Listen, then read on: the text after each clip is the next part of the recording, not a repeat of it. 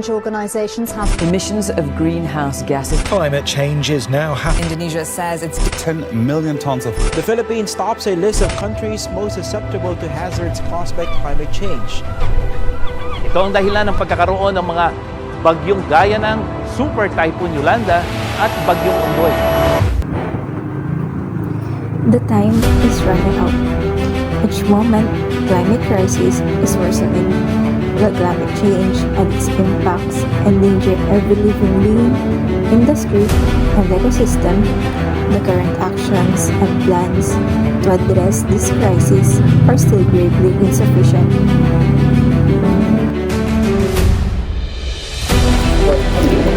What exactly is happening? Why does our world seem so angry?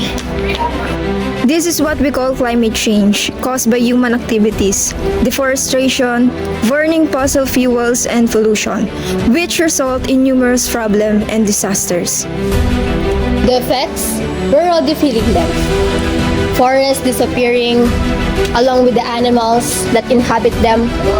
Once fertile land, now barren and unusable. The sun's rays no longer just bring more warmth, but danger. The ice at the poles is melting, raising our sea levels, drowning our coastlines.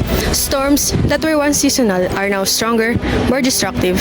This is the reality of climate change, and this is our lives now.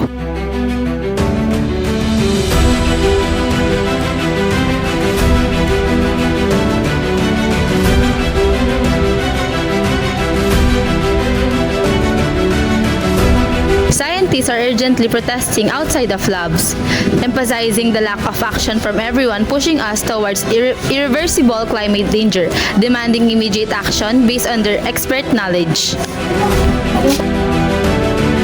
Change is needed, and the Philippines has law to aid this. Republic Act 9003, the Ecological Solid Waste Management, Act for Proper Waste Management and Recycling, and RA 9729, the Climate Change Act of 2009, which integrates climate change into government policy for adaptation and mitigation.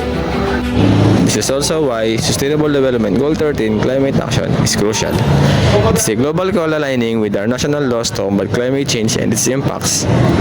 But it's not too late. We people can make a difference. Every small act counts.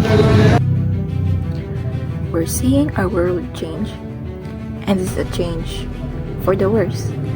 Each moment, each day, the sheer force of nature constantly reminds us of its power and our vulnerability. The news are no longer new to our ears, and yet they still carry a weight of sorrow and urgency. Reduce, reuse, and recycle, as encouraged by our laws. Power and energy. Plant trees and educate ourselves and others. Support policies and leaders that prioritize the planet and uphold environmental regulations.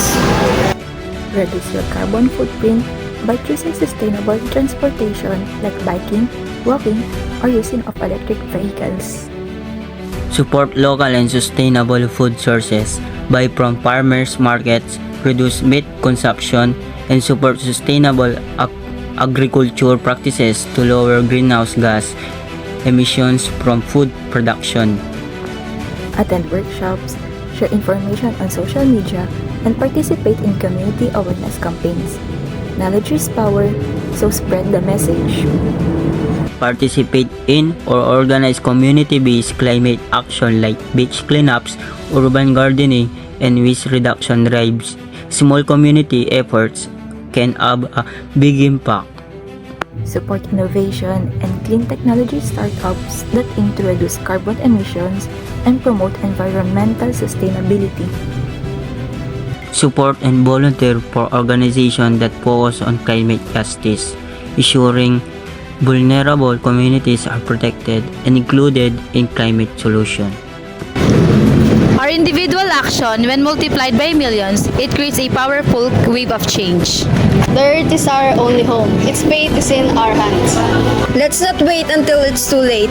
The time to act is now, for ourselves, for our children, and for the future of all life on this planet.